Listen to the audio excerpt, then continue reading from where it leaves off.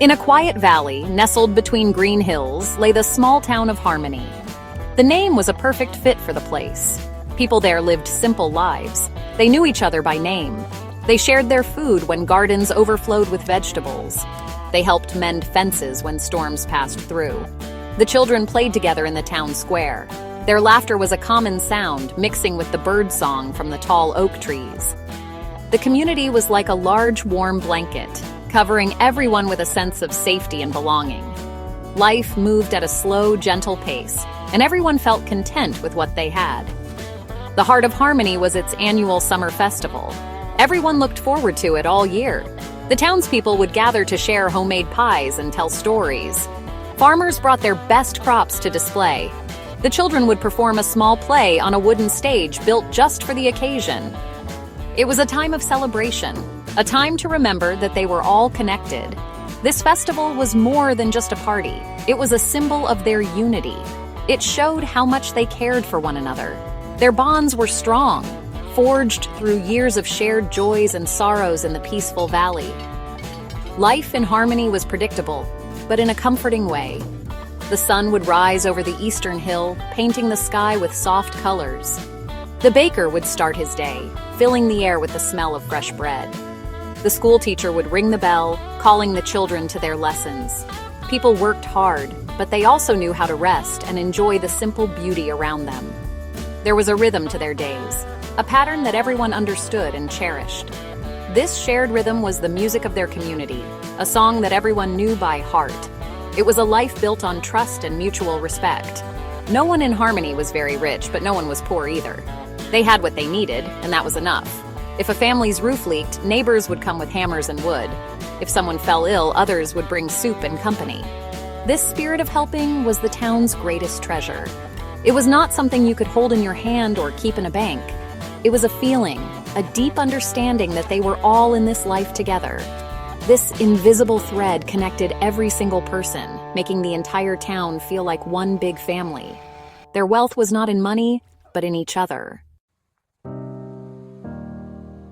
One sunny afternoon, a dusty car rolled into Harmony. This was an unusual sight. Strangers did not often find their way to the quiet valley.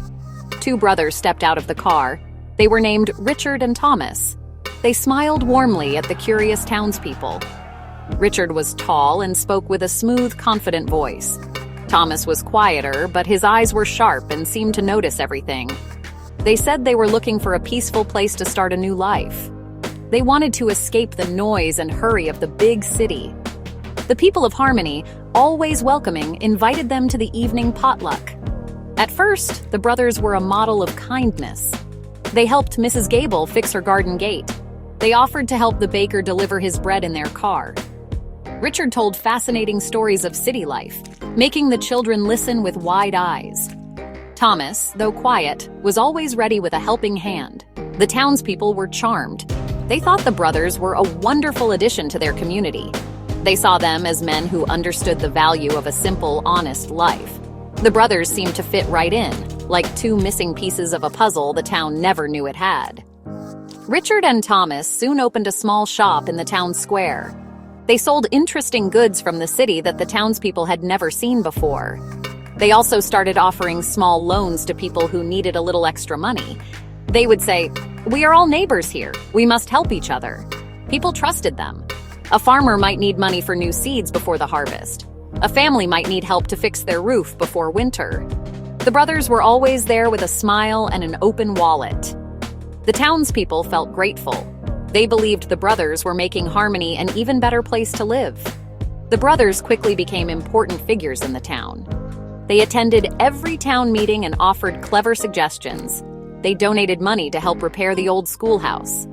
People began to look up to them and seek their advice on many matters. Their words carried weight, and their influence grew with each passing week. The town, which had always been guided by the quiet wisdom of its elders, started to turn to the two newcomers instead.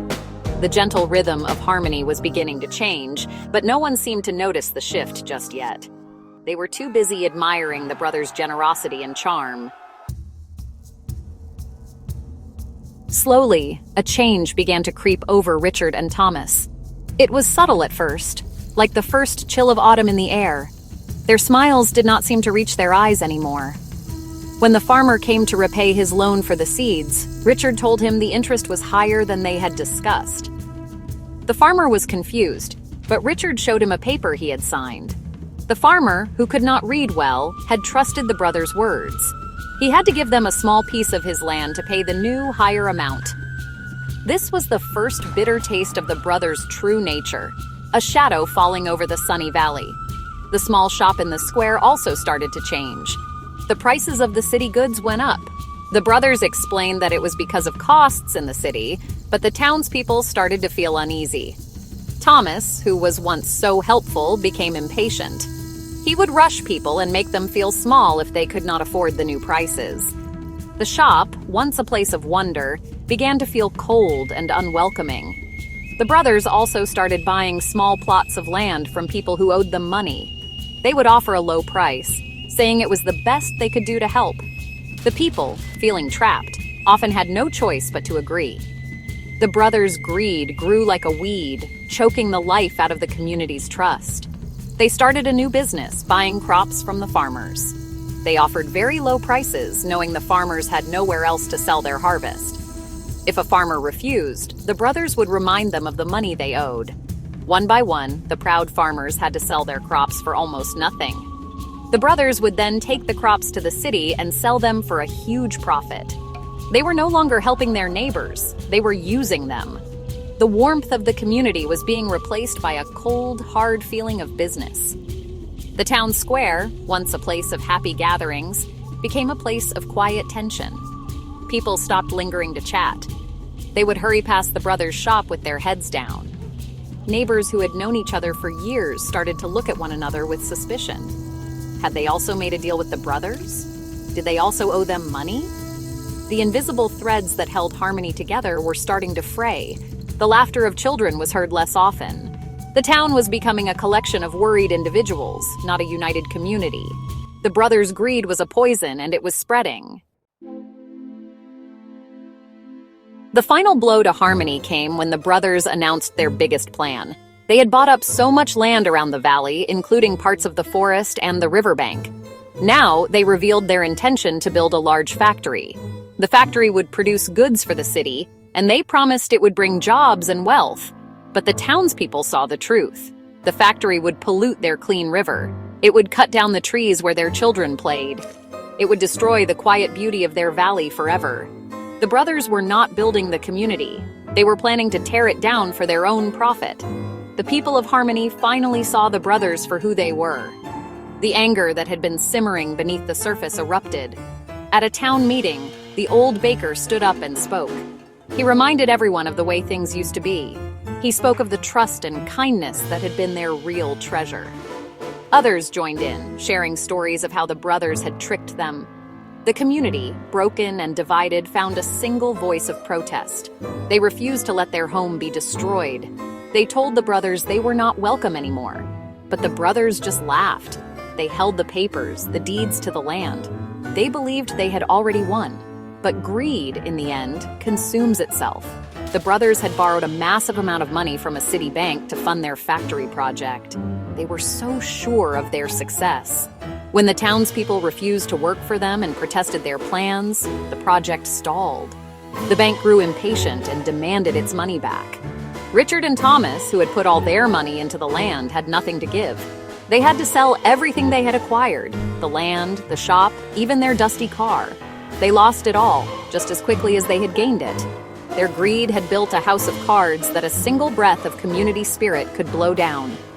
The brothers left Harmony with nothing, their faces grim and defeated. The town was left scarred. The trust was broken, and some of the land was gone forever. It took a long, long time for Harmony to begin to heal. The people had learned a hard and painful lesson. They learned that greed is a hunger that can never be filled. It takes and takes until there is nothing left, not even for the greedy ones. The true wealth of a community is not in money or land, but in the trust and care people have for one another. This was the treasure the brothers could never understand, and the one that Harmony had to learn to rebuild, piece by painful piece.